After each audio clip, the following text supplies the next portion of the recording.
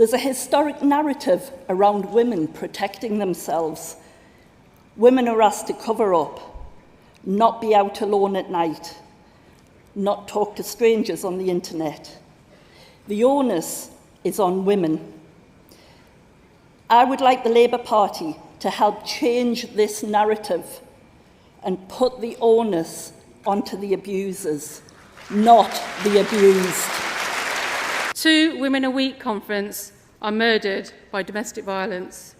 In 2018, the GMB launched our Work to Stop Domestic Abuse campaign, securing support from Labour MPs and Labour councils to bring forward greater workplace protection to survivors of domestic violence. Domestic violence conference is not just a societal issue, it's a workplace issue.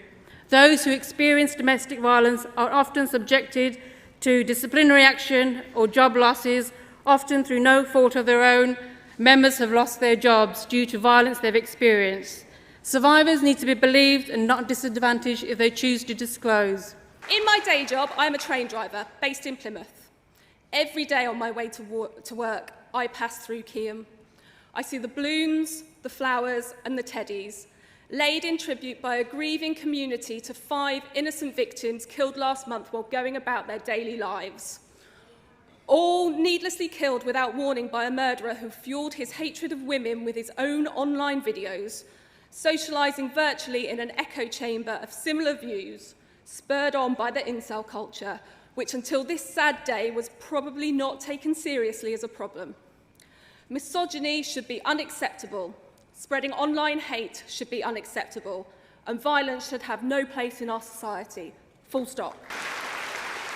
During the pandemic, lockdown saw victims stuck at home with their abusers, unable to access support and services. As lockdown eased, we were still not safe, with the murder of Sarah Everard, murdered while just walking home, and this week, primary school teacher Sabina Nessa, murdered on a 5-minute walk to meet a friend. Sadly, there are many women and girls in between who were murdered, some making the headlines, some not. Not all violence ends in murder. Not all abuse gets reported. And not all acts of misogyny are seen as a problem by society. This is a composite of several motions, raising issues around violence, domestic abuse, online abuse, intimate image abuse, lack of funding for support services, lack of education, not only in schools, but also the education of councils, police forces and healthcare providers. All organisations that should be there to help women and girls escape abuse situations. We've already spoken about Sabina Nessa today and the fact that she was a woman in a public space, and that simple fact alone made her vulnerable. We should all say her name, Sabina Nessa, rest in peace. In the short time since Sabina's death, it's likely that 3 further women have been killed by men in the UK. Statistics from the Centres on Femicide indicate that 2 to 3 women are killed every week. Sabina's death was not an isolated event. Far from it, women and girls face violence in the form of stalking, harassment, abuse and assault every day, in the home, on the streets, at work, online and at school. Violence against women and girls has become a part of everyday modern life. Far too many of us take the long way home because the roads are better lit. Far too many of us have a friend we wish would leave her aggressive or coercive partner. And my comrade at Poole, CLP, who seconded this motion, has herself been stalked over a long period of time, despite repeatedly reporting the perpetrator to the police. We all know life-saving services that are so desperately needed by women have been continually cut as part of austerity measures. For example, Women's Aid reported that 2/3 of referrals to refuges for victims of domestic abuse had to be declined last year because of a sustained funding crisis, leaving women facing the unthinkable choice of either going back to their abuser or becoming homeless. Conference, anyone experiencing abuse or violence should be able to seek safety.